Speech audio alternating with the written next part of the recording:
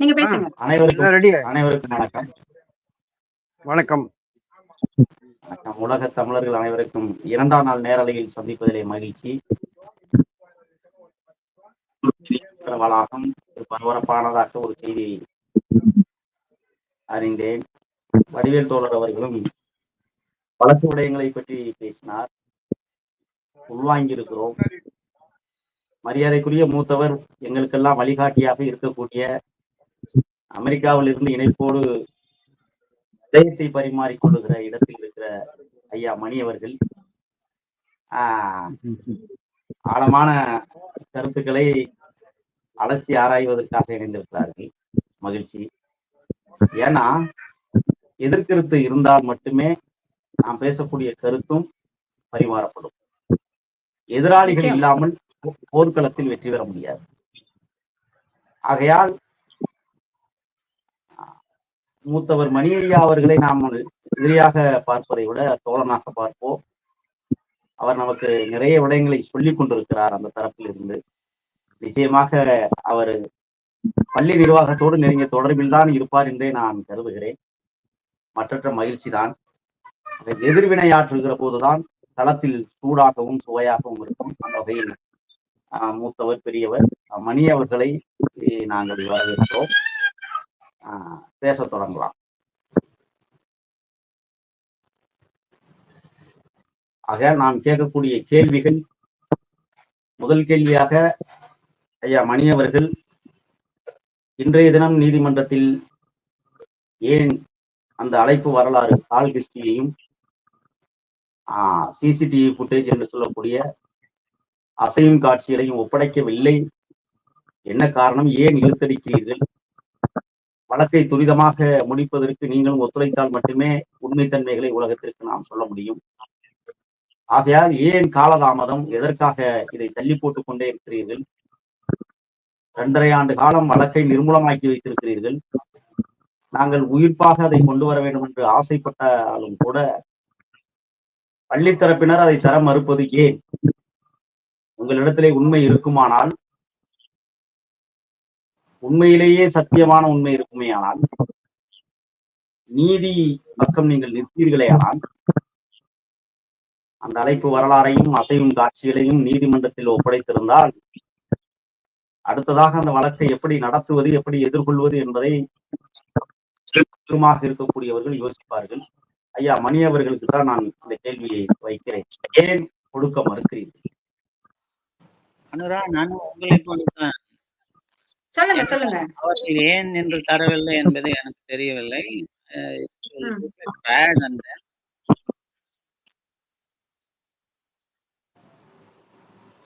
தெரியல என்றார். அவர்கள் தரவில்லை என்றால் சிபிசிஐடியிடம் ஏதோ ஒரு குறை உள்ளது. அவர்கள் பொழுது பள்ளி தரப்பு கொடுக்கவில்லை என்று சொல்கிறார். அது தவிர சிபிசிஐடி கொடுக்கவில்லை என்று சொல்ல வேண்டும். ஏனென்றால் எது சொன்னாலும் கரெக்டாக சொல்ல வேண்டும். சிபிசிஐடி பள்ளி தரப்பு சம்பந்தம் இல்லை.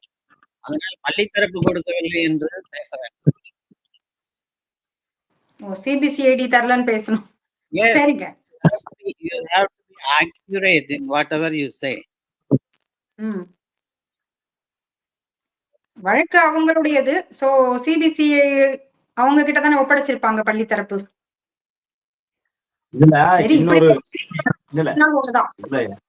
இதுல இன்னொரு கேள்வி ஒண்ணு இருக்கிறது.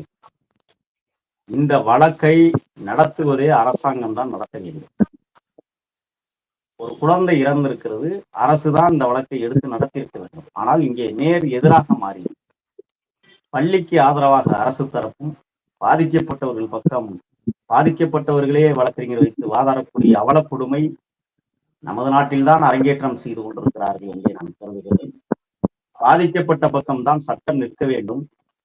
பாதிப்புக்கு உள்ளாவர்களின் பக்கம் சட்டம் நிற்கிறது என்பதுதான் நமக்கு பதற்றமாக இருக்கிறது. ஆகையால் இதற்கும் ஐயா மணி அவர்கள் எங்களுக்கு வழிகாட்டுவார்கள் என்றே நான் நம்புகிறேன். இல்ல, மணியே சொன்னது ஒரு வகையில சரியானதும் கூட. ஏன்னா முத நாளே சாந்தி சொல்லிட்டாங்க, ஒட்டு மொத்தத்தையும் நாங்க கொண்டு போய் போலீஸ்ல ஒப்படைச்சிட்டோம். எல்லாமே அவங்க கையில தான் இருக்கு அப்படின்னு. நம்ம எதுவா இருந்தாலும் சாந்தி ரவிக்குமார குற்றம் சொல்றதுல எந்த ஒரு பிரயோஜனமும் இல்ல. எல்லாமே போலீஸ் கையில தான் இருக்கு. அப்போ நம்ம சிபிசிஐடி தான் கேள்வி கேட்கணும். அவங்க ஏன் தரலன்னு அவங்க தான் பதில் குடுக்கணும். சிபிசிஐடி கிட்ட நம்ம கேள்வி கேட்டோம்னா நமக்கே சம்மன் அனுப்புகிறார்கள். எப்படி கேட்பது?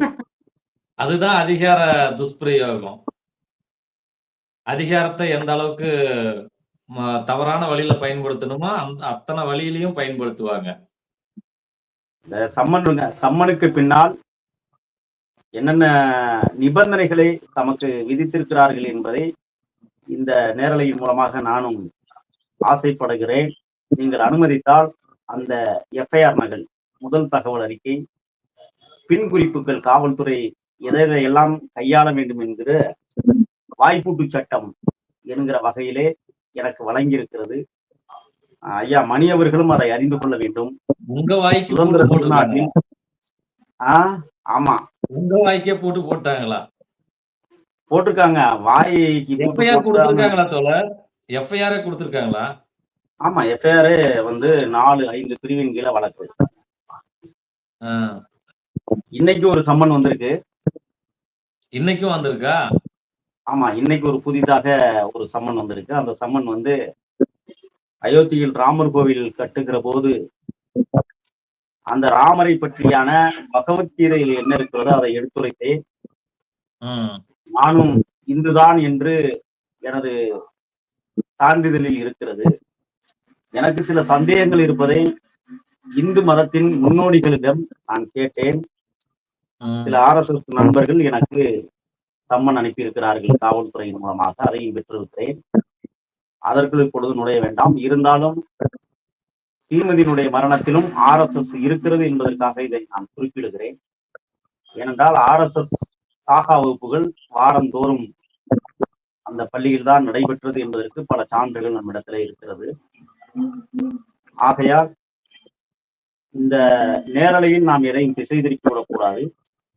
இன்றைய நடந்த சம்பவங்களை பற்றி வீபிராக்களுக்கு வடிவேல் அவர்கள் விளக்கமாக நேரலையில் பேசுவார் என்றே நம்புகிறேன். நீங்க கேட்கல, கேமராவை ஆஃப் பண்ணிட்டு போயிருக்கலாம். சரி, பரவாயில்ல, அதனால ஒண்ணும் இல்லை. எனக்கு அந்த அந்த நுட்பவியல் தெரியல. இல்ல, அதுதான் சிசிடிவி பதிவு கிடைக்கல. ஜெனரல் டைரி காவல்துறை கிட்டயே இருக்கும். அதை நம்ம பாத்துக்கலாம் அங்கேயே நின்று. எடுத்து வர முடியாது. நம்ம எல்லா நாளும் தமிழ் தேசியமே பேசக்கூடாது தோழர். கொஞ்சம் இங்கிலீஷ் தேசமும் பேசணும். அப்பதான் அந்த தொழில்நுட்பம் எல்லாம் கத்துக்கணும். அதனால ஒண்ணு இல்ல தோழர், இங்கிலீஷ் தேசமும் நம்ம கொஞ்சம் பேசணும் தோழர். ஆய் தடுத்தாலும் தமிழை விடேன். நேற்றைய தினம் அமெரிக்காவில் இருந்து ஐயா மணி தோழர் அவர்கள் 2 பெண்கள் எப்படி போனார்கள் அப்படிங்கிற ஒரு விஷயத்தை பற்றியே தொடர்ச்சியான அந்த கேள்விக்குள்ளே இருந்தாரு.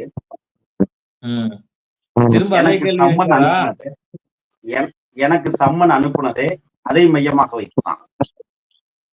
இப்ப இந்த விடயத்தை நான் எப்படி பார்க்கிறேன்னு சொன்னா, ஐயா மணி அவர்கள் பள்ளி நிர்வாகத்தோடு நெருங்கிய தொடர்பில் இருப்பதும், சிபிசிஐடி பள்ளி நிர்வாகத்தோடு மிக மிக நெருங்கிய தொடர்பில் இருப்பதும் இதன் மூலமாக தெரிய வருகிறது அப்படிங்கிறத நான் உறுதிப்படுத்தியிருக்கிறேன். அதை படிச்சு காட்டிடுறேன்.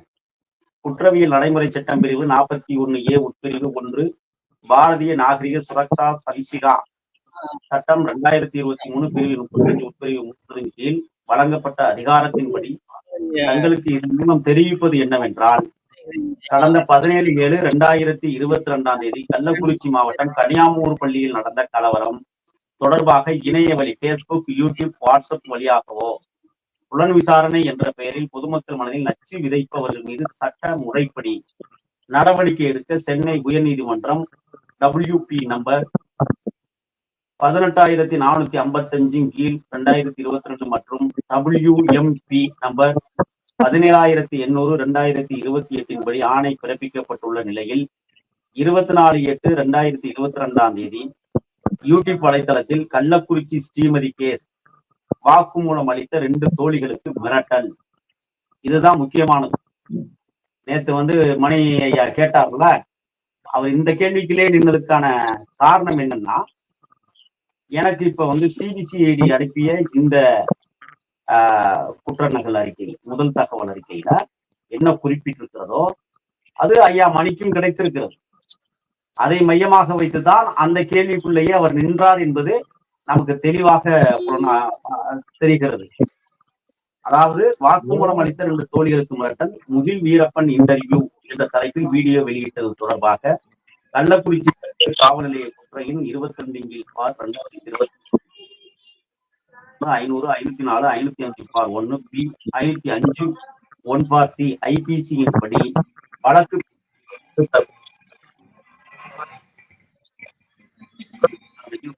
தங்கள் மேற்கண்ட வழக்கில் சம்பந்த விசாரணையில் பெரியவர்கள் தங்களிடம் நேரில் விசாரணை மேற்கொண்டு உண்மைகளையும் சூழ்நிலைகளையும் வெளிக்கொணர தாங்கள் முன்னாள் 6/9/2024 காலை 10 மணிக்கு மேற்கண்ட முகவரியில் உள்ள சிறப்பு புலனாய்வு குழுவில் அலுவலகத்தில் நேரில் ஆசராக அறிவுறுத்தப்படுகிறது அப்படிங்கிற தகவலை எனக்கு கொடுத்துருக்கிறாங்க. இந்த அடிப்படையில தான் பள்ளி நிர்வாகம் ஐயா மணியோடு நெருங்கிய தொடர்பில் இந்த குறிப்பாக கள்ளக்குறிச்சி தீமதி கேஸ் வாக்குமூலம் அளித்த 2 தோழிகளுக்கு மிரட்டல் என்கிற அந்த தலைப்பின் கீழ் வெளியிடப்பட்ட வீடியோ அன்றைய தினத்தில் சைபர் கிரைம் லாக் செய்து விட்டார்கள். ஒன்று, அதனாலதான் நேற்றைய தினம் இவர் இந்த 2 தோழிகள் விடயத்திலேயே நின்று கொண்டிருந்தார். அவர் வேற கேள்விகளுக்கே செல்லவில்லை. அதற்கும் நாம் தெளிவாக விளக்கம் அளித்தோம். அது மட்டுமல்ல, ஐயா மணி ஐயா என்னை பேச விடுங்க. மேலும் கீழ்கண்ட அனைத்து உத்தரவுகளையும் கடைபிடிக்க தாங்களுக்கு அறிவுறுத்தப்படுகிறது. என்ன உத்தரவு எனக்கு போட்டிருக்கிறாங்கன்னா, தாங்கள் எதிர்வரும் காலத்தில் எவ்வித குற்றச் செயல்களிலும் ஈடுபடக்கூடாது. குறிப்பாக இவ்வழக்கிற்கு எதிராக எவ்விதத்திலும் எந்த செயலிலும் ஈடுபடக்கூடாது. தாங்கள் இவ்வழக்கில் நேரடியாகவோ மறைமுகமாகவோ எவ்விதத்திலும் எப்படியாயினும் ஆதாரங்களையோ சாட்சியங்களையோ அளிக்கவோ அல்லது மறைக்கவோ கூடாது. தாங்கள் இவ்வழக்கு தொடர்பாக எந்த ஒரு நபரும் தனக்கு தெரிந்த உண்மைகளை நீதிமன்றத்திற்கோ அல்லது காவல் நிலையத்திற்கோ தெரிவிக்கும் போது அவ்வாறு அந்நபர் தெரிவிக்கும் உண்மைகளை தடுக்கும் விதமாக அவரை மிரட்டும் வகையிலோ தூண்டும் வகையிலோ செயல்படக்கூடாது. தாங்கள் தேவைப்படும் நேரங்களில் உரிய உத்தரவின் பேரில் நீதிமன்றத்தில் ஆஜராக வேண்டும்.